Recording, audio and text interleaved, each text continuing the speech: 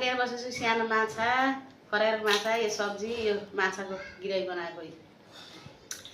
मेरो भिडियो राम्रो नराम्रो हो नि हेरिदिनुहोस् है मेरो भिडियोलाई लाइक कमेन्ट सब्सक्राइब गरिदिनु होला है ल माछा झोल्सा खानु पर्यो मिठो हो सानो माछा रसिलो हुन्छ क्या ल खाएँ हजुर